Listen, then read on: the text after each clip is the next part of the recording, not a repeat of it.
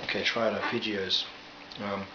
Before I'd look at learning 7th or 9th arpeggios, or some of the advanced sounds that you get within those types of sounds, or broken arpeggios, which aren't necessarily taken directly from the harmonized like thirds out of scales that we know.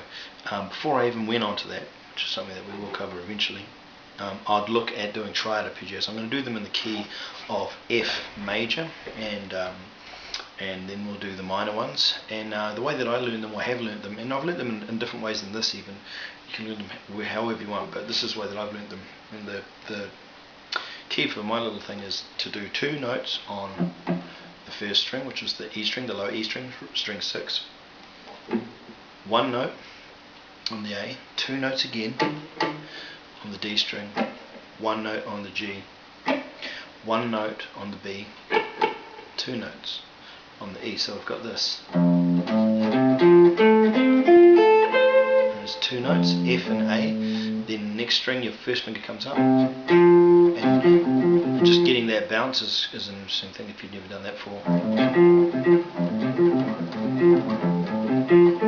then little finger, first finger comes up to play that little triad shape there. And the fingering, as you get up, go over the neck and things get closer together, you may even want to use, for this one position, your third finger, and that's it when you're playing the third. So for example, if you're up here, it might be easier to do it like that. But anyway, so that's the first position we've covered. We've played every single one of the notes in a 2-1-2, 1-1-2 shape, or that's our basic framework. Now we're going to start from the third and do the same thing. 2 notes, just always F, A and C, the 3 notes of the F major triad. And I change fingers for this one when I go. It's different from, ascending than it is descending. You can go like that, or I sort of more naturally go like that. I squeeze my fingers together a little bit just to get those. And on the way back down,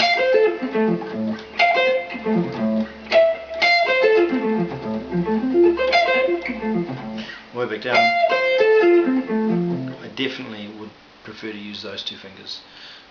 But on the way up it might be slightly different. It's just an ascending, descending thing. So again, we've got 3, 5, and that's 2 notes on the E string. Then we've got, 3, 5. What am I saying? We've got a 5, 8. Oh, we do have the 3rd and the 5th, sorry.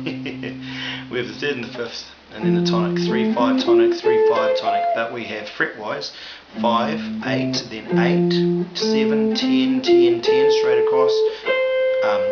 What was that? 8 and 13. I can never think like that. It's so foreign.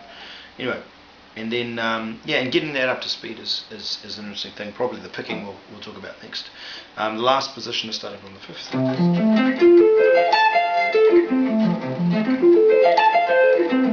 All you need to do is stick to 2, 1, 2, 1, 1, 2, and you've got it.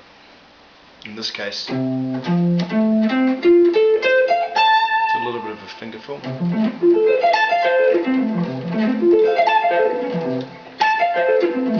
Okay, I'm not really a speed freak, so I probably can't even get it. That wasn't even accurate. But anyway, the idea to these is to really, my opinion would be, except we don't have time for this now, but to play them very slowly, so that you can really get these notes F, A, and C, the sound.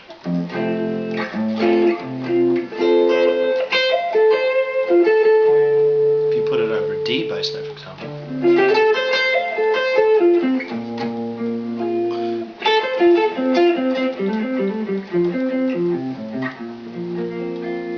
you get all these different sounds.